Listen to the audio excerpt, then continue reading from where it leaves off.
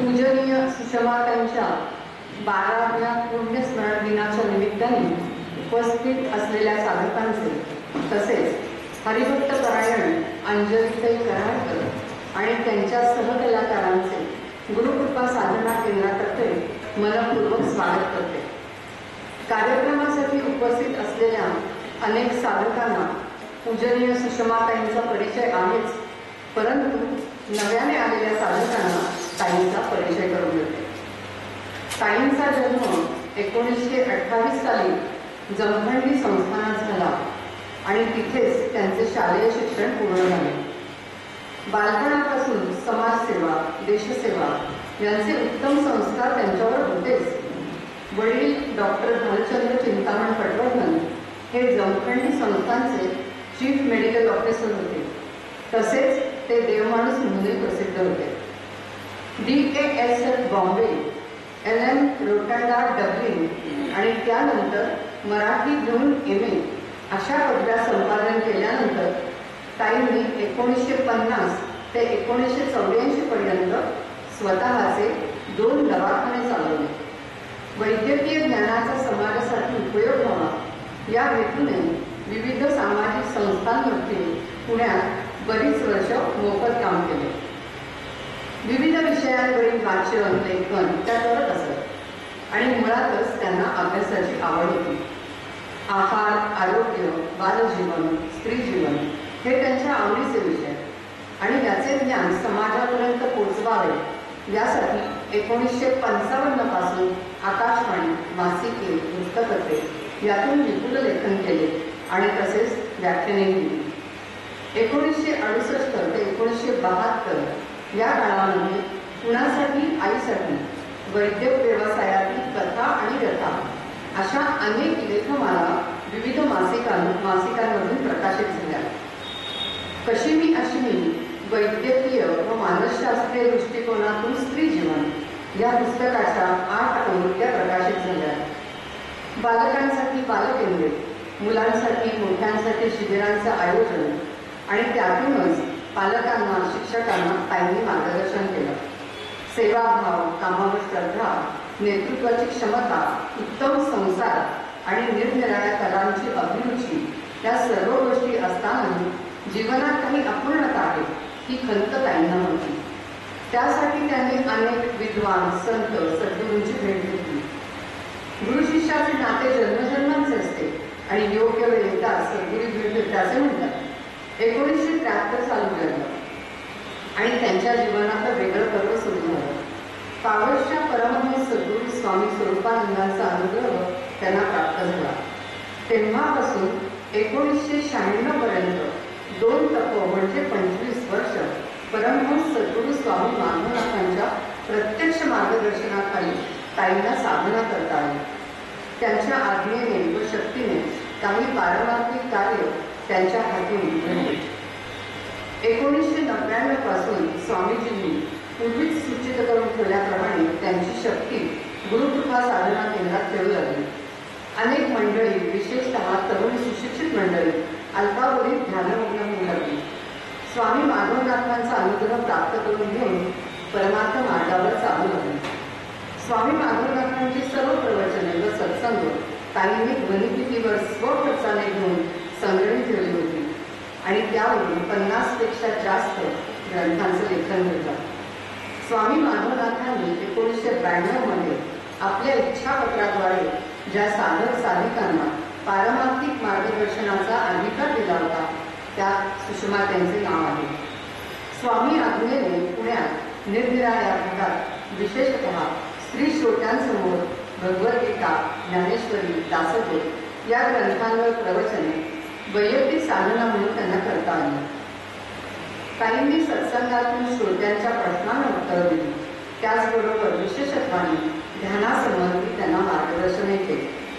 स्वामीजींची शक्ती प्रत्यक्षात अनुभवात येत असल्यामुळे अत्यंत आनंदात साधक साधना करत आहेत। स्वामी माधवनाथांच्या प्रवचन सत्संगाच्या ऑडिओ कॅसेट आत्मबोध या शीर्षकाखाली श्रोत्यांसाठी काढण्यात आल्या होत्या। सुषमाताईंच्या स्वतःच्या ऑडिओ व्हिडिओ कॅसेट सहित निघाल्या आहेत। भगवद्गीतेवरील भगवद्गीता अमृतसरिता आणि दासबोधावरील समर्थ कृपेची वचने तो हा दासबोध. या 2 प्रवचनमाला पुणे केबलसाठी व्हिडिओवर घेण्यात आल्या. त्याचे प्रसारण 2 वर्ष पुण्यात झाले. त्या लोकांना खूपच आवडल्या. ताईंच्या शेवटच्या काळात त्या कर्करोगाने ग्रस्त असताना झालेले सगळ्यात महत्त्वाचे कार्य म्हणजे मनाच्या श्लोकांवरील विवेचन. हे सर्व यूट्यूबवर आपल्यासाठी उपलब्ध आहेच. स्वामी मानवनाथ साहित्य प्रकाशन ही प्रकाशन संस्था स्थापन करून स्वामींच्या प्रवचनांवर आधारित 50 पेक्षा जास्त ग्रंथ प्रकाशित झाले आहेत. हे ग्रंथ गुरुकृपा साधना केंद्रात सवलतीच्या दरात उपलब्ध आहेत. केंद्रामध्ये मुख्यतः ध्यान साधना, नामसाधना, प्रवचन, सत्संग यावर विशेष भर दिला जातो. असे विविध उपक्रम सुषमाताईंकडून घडले. हेच कार्य पुढील साधक मंडळींनी जिद्दीने निष्ठेने चालू ठेवावे अशी त्यांची इच्छा होती. जे हातून घडले ते सर्व सद्गुरूंच्या चरणी सर्व भावे समर्पण करून इदम या अलिप्तपणाने त्या आपल्या आनंदात राहत होत्या. आधुनिक तंत्रज्ञानामुळे त्यांच्या प्रवचनांचा आनंद यूट्यूबद्वारे सर्वांना घेता येणार आहे. सांगायला खूप आनंद होतोय की श्रीयुत मंदार जोगळेकर आणि त्यांच्या टीमच्या विशेष सहकार्यामुळे ई-बुक तयार करणे शक्य झाले. पूजनीय सुषमा त्यांचे सगळे ग्रंथ आता बुक वृंदावर ई-बुक स्वरूपात उपलब्ध आहेत. त्यासाठी मंदार दादा आणि त्यांच्या टीमला विशेष धन्यवाद देते. आता ताईंच्या प्रवचनानंतर अंजली त्यांनी कीर्तनाला सुरुवात करायला विनंती.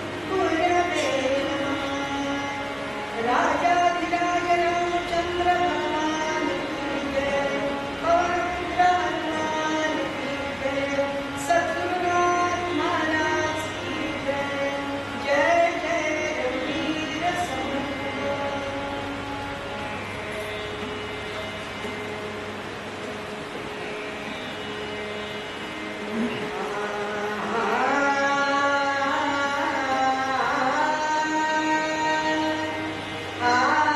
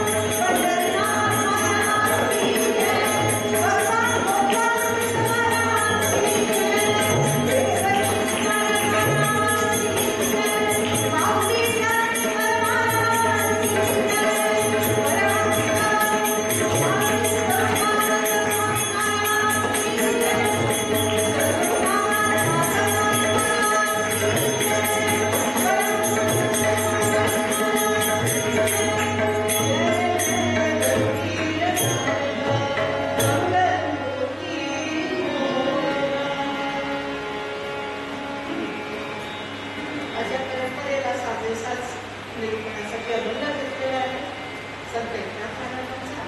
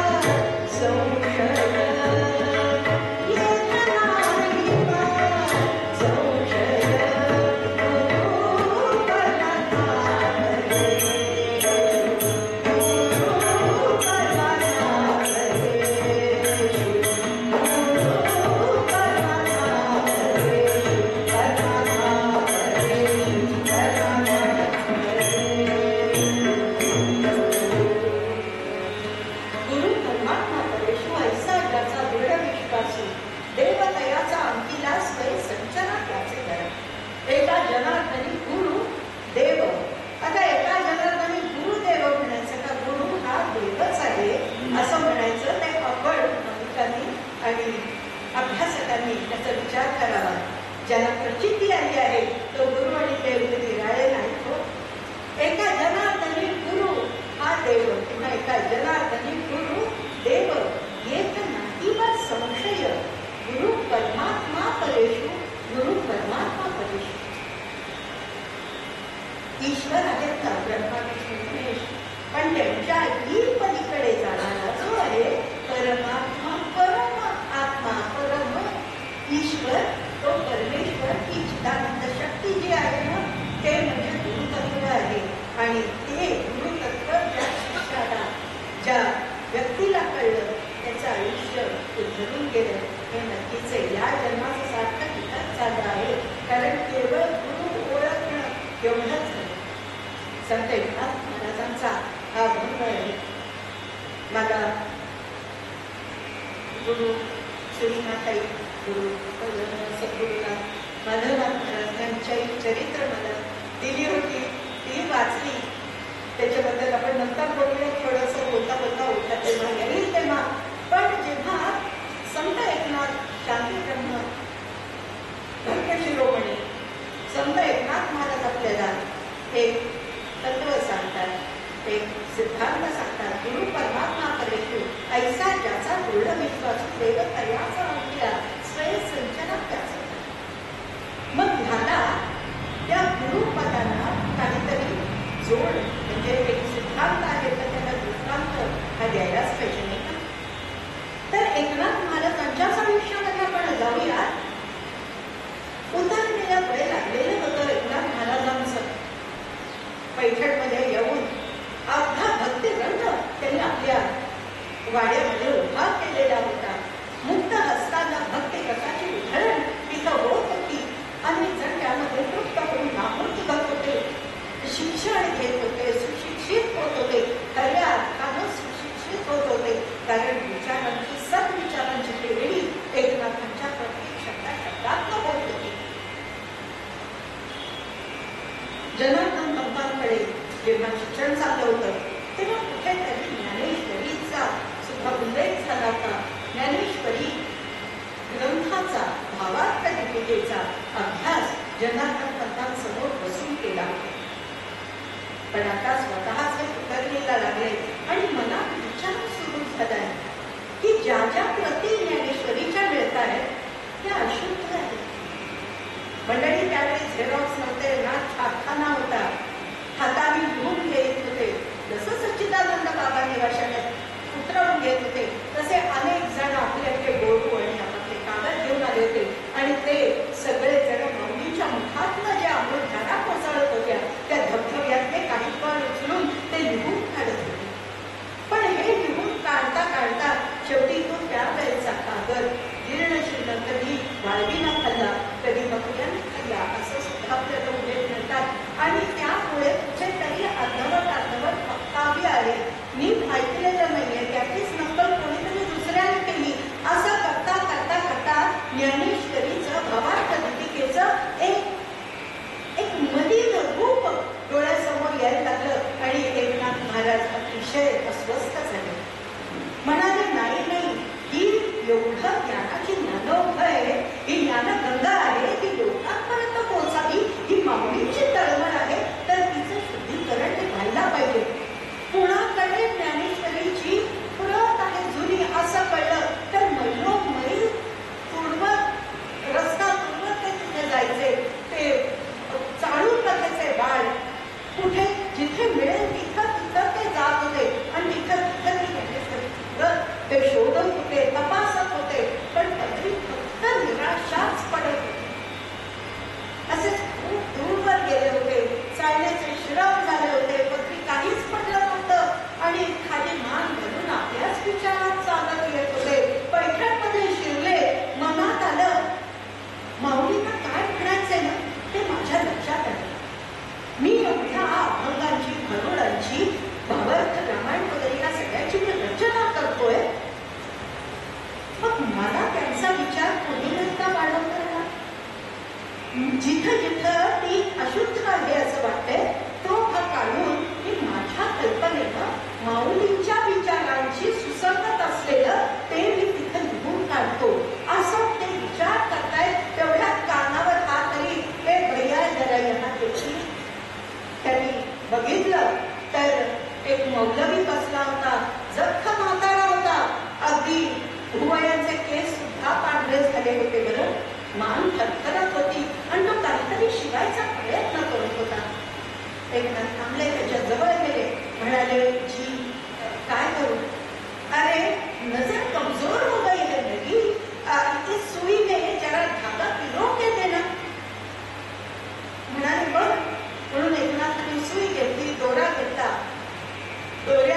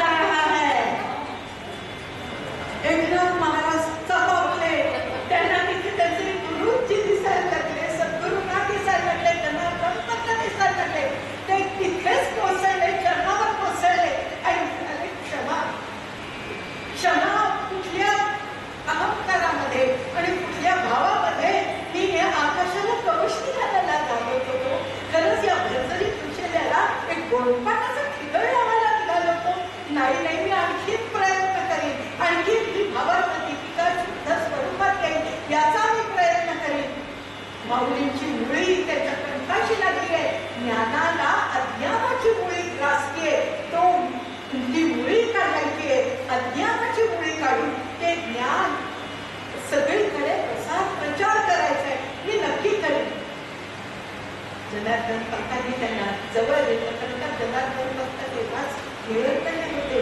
पण तरी सुद्धा हे गुरुतत्व म्हणजे काय आहे ते आपल्याला सर्वांना कळेल, कारण आपण या सत्संगातले ह्या भागातले आहात.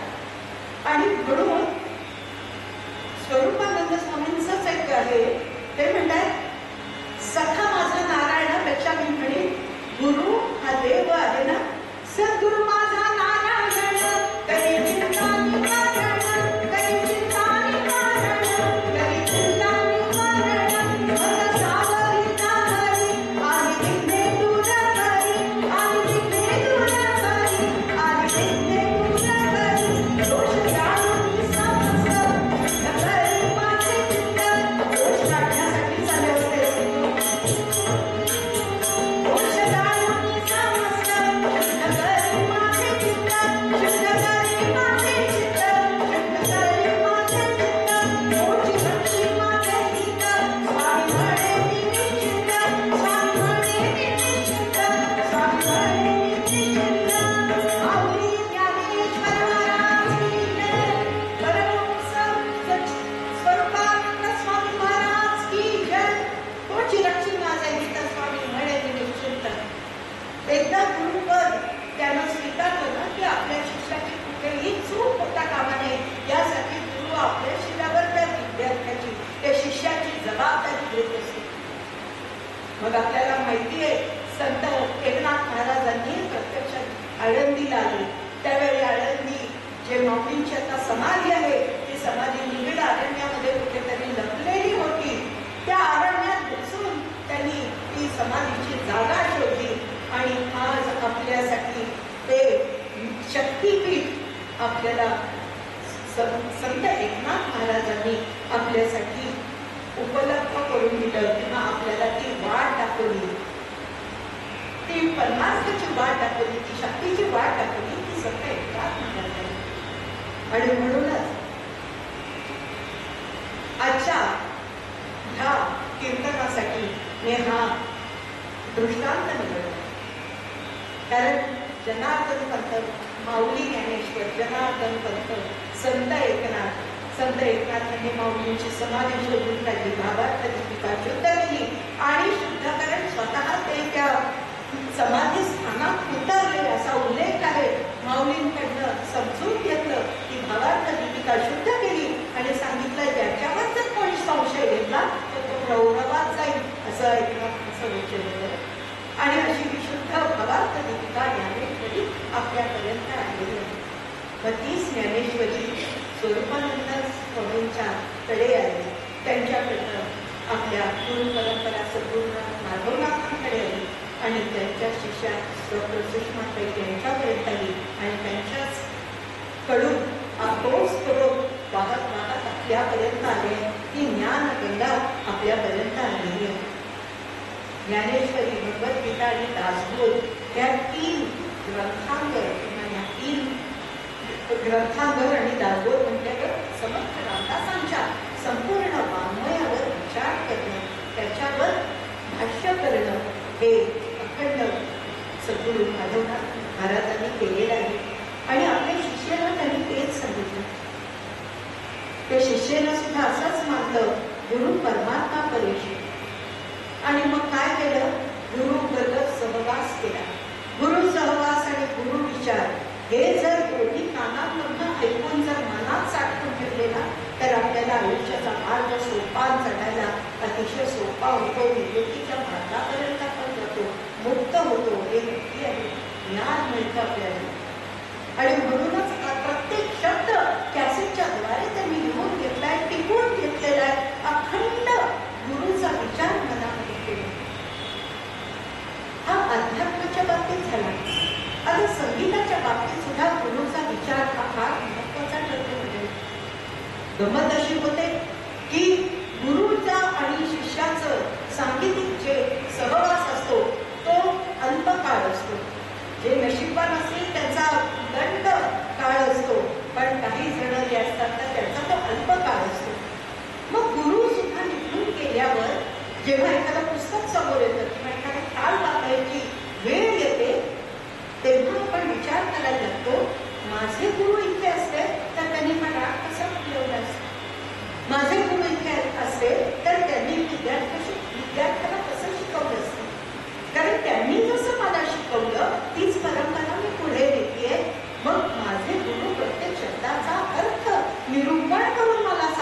लावायचे आणि मग बंदी शिकवायचे. मग माझ्यासमोर येणाऱ्या लहानग्यांना मी तो अर्थ सांगायला पाहिजे आणि मगच ते गाणं शिकवायला पाहिजे. तो स्वर म्हणजे मी राग म्हणजे केवळ आरोह अवरोह असं नव्हे असा सांगायला शिकवत नाही. तर राग म्हणजे व्यक्तिमत्व आहे. प्रत्येक राग एक व्यक्तिमत्व आहे. तो व्यक्तिमत्वाची ओळख माझ्या शिष्यांना मी करून देते, माझ्या विद्यार्थ्यांना करून देते. हा गुरु विचार अखंड आपल्या बरोबर असतो तेव्हाच आपण प्रगतीच्या मार्गावर चालू शकतो. सांगा आपल्या आयुष्यातलं रोजच्या आयुष्यातलं उदाहरण घेऊ ना. आई ही आपली प्रथम गुरु हो की नाही? आई आहे, मग बाबा आहे, मग शाळेतले शिक्षक आहेत. हे सारे गुरु आहेत, हे शिक्षक आहेत. पण या पलीकडे सुद्धा जो आपल्याला आयुष्यामध्ये वाट दाखवतो तो सत्य. भूतकाळाचा दिवा आणि भविष्यकाळाचा दिवा म्हणजे सत्य. जो लघु नाही, जो गुरु आहे तो गुरु. असं ते गुरु महात्म्य फार मोठं आहे. आई एखादा पदार्थ आपण साधा करायला गेलो तरी आपल्याला आठवतं आपली आई कशी करायची. अरे ही नंतर फोडणी ना, नंतर वर्ण घातली ना की मग चुरून आवाज येतो. मग किती तेल खायचं, जास्त नाही. म्हणून आतमध्ये जेव्हा आधी फोडणी करतो, छोटी फोडणी करतो त्यात थोडंसंच तेल वापरतो आणि वर्ण जे उरलेलं असतं त्यावेळी आपण चुरचुरून घालतो आणि मग सगळ्यांना वाटतो. न कळत त्यावेळी आपण जेव्हा तरुण होतो तेव्हा आपण आपल्या आईशी भांडत होतो, त्यावेळी आईशी वाद घालत होतो. पण आपण त्या आईच्या वयात गेलो ना की आपण सगळं आईसारखंच वागायला लागतो. हे अगदी खरे, ते तर प्रत्येकाला पटत असेल. आणि म्हणूनच ती कुठेतरी गुरु परंपरा, ती वंश परंपरा आणि ती शिक्षणाची परंपरा आपल्याकडे चालू राहते. आपल्याला दरवेळी कुठेतरी आपला मी प्रॅक्टिस केलं की फार महत्वाची आहे. आणि ती जे दिसतं, जे समजतं, जे आठवतं, समोर वाचलं जातं सहज, ते इतकं साठवून ठेवते की कधी प्रसंग आला की घराघरा संदर्भ त्याचे बाहेर येतात. म्हणून या हार्डिस्कला जपायचं असेल तर सद्गुरुनाथांना शरण द्यायला पाहिजे. जेव्हा मला सुषमाताईंचं पुस्तक मला दिलं त्यांच्या आयुष्यावरचं आणि मला एकदम आठवलं की मी 5वीत असताना मी त्यांच्या घरी गेले होते माणिकाले पडली. कारण त्या DSF आहेत आणि माझे आई आणि वडील हे दोघे डॉक्टर असून ते DSF होते आणि हे सगळे वर्गमित्र होते, एका वर्गात शिकत होते. आणि त्यावेळी मी तिथे त्यांच्यावर मी 5वीत होते आणि आम्ही नुकतंच पुण्यात राहायला होतो आणि म्हणून आम्ही तिथं गेलो.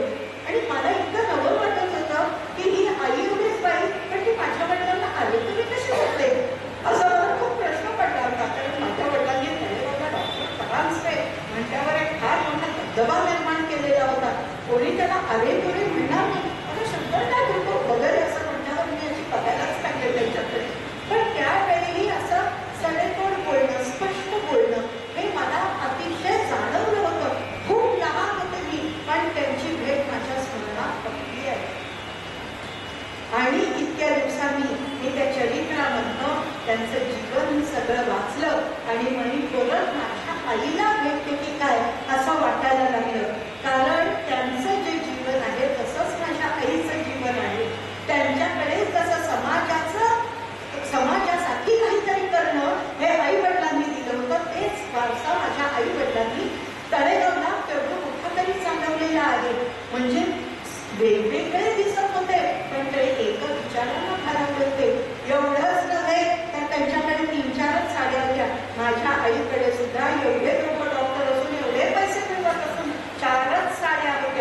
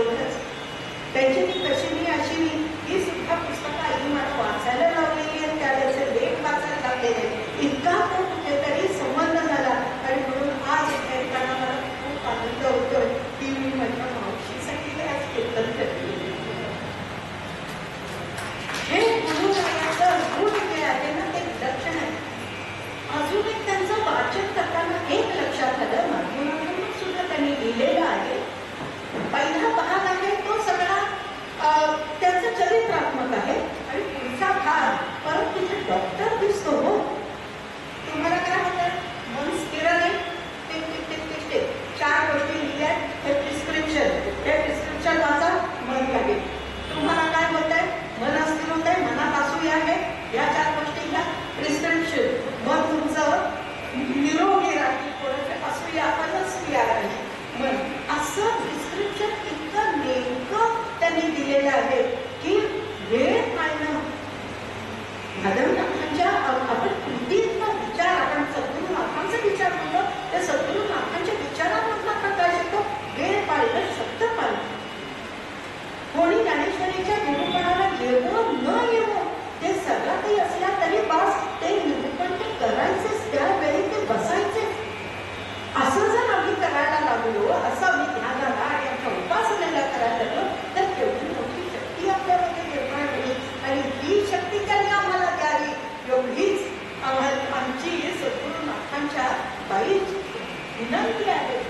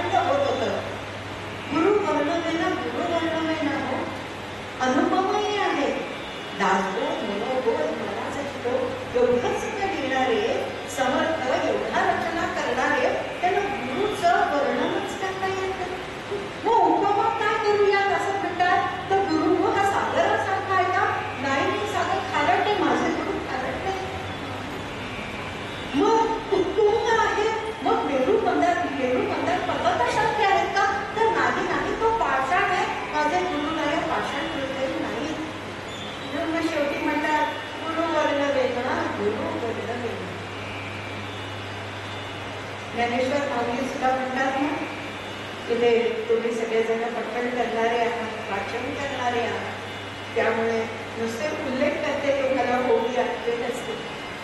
सद्गुरुनाथ हा वसंत ऋतू आहे. म्हणजे झाडाला फळ येतं, ते फळ आपापलं भरलं जातं, पण त्या फळामध्ये जी पक्वता येते ना ती वसंत ऋतूमध्ये येते.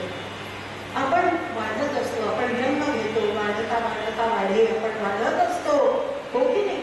आला आला प्राणी जन्मासी आला, गेला गेला प्राणी निघून गेला, माया व्यर्थ वाढला, असं होतं. पण जर गुरुस्पर्श झाला तर ते फळ पक्व होते आणि ही पक्वता वसंत ऋतूमुळे येते. आणि म्हणूनच निवृत्ती दातारू रखुमादेवी कधी नाममुद्रा जरी घेतली असली माऊलींनी तरी निवृत्ती दातारू निवृत्तींनी सांगितलं म्हणून निवृत्तींनी महाराजांनी दिलं म्हणून असं अखंड सद्गुरूंचं स्मरण करत ज्ञानेश्वर माऊली पुढे जातात. मग एका जनार्दनी दुसरं काय करतात? आपली नाममुद्रा सुद्धा एका जनार्दनी ठेवली आहे. एकनाथामुळे असं कुठे उल्लेखच नाही. यापेक्षा गुरुचं गुण आणखी काय म्हणणार? एका जनार्दनी. मग हे काय म्हणतात आपले संत एकनाथ महाराज काय सांगतात? देव तयाचा गुरु परमात्मा परेशू ऐसा ज्याचा दृढ विश्वास आहे. गुरु म्हणजे काय? गुरुची महती आपल्याला कळली, त्याच्यावर आपण विश्वास ठेवला. किती विश्वास ठेवला? गुरु गोविंद तुमकडे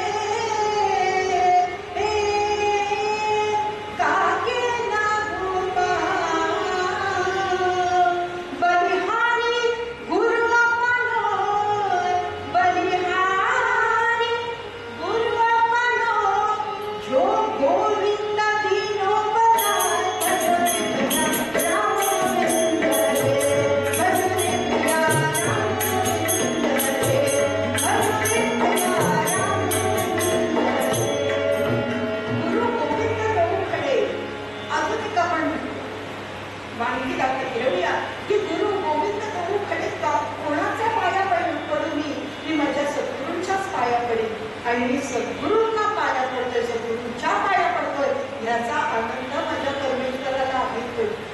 कारण गुरुमुळे मला परमेश्वर कळला. या सगुणासंगे आले म्हणून मला तो निर्गुण कळला.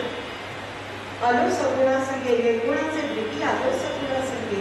हे महाराजांचं हे आहे, शब्द आहे. आणि ते म्हणतात की गुरु का आहे? तर आपल्याला चराचरातला परमेश्वर, प्रत्येक चराचराचा म्हणजे जीव, सजीव, निर्जीव जे काय आहे, जड चेतना, त्याच्यामध्ये परमेश्वराचं अस्तित्व जाणवणं आणि मी माझी काळजी घेईन तेवढी मी दुसऱ्याची काळजी घेईन, हा विचार सद्गुरूंना केला. मग असा ज्याचा विश्वास आहे त्याच्याकडे देव सुद्धा अंकीला होतो, त्याचा देव अंकीला होतो. अंकीला म्हणजे सेवक होतो, त्याच्या सेवेसाठी धावतो. हा सुद्धा एकनाथ महाराजांचा स्वतः अनुभव आहे, स्वतःचा. कारण श्री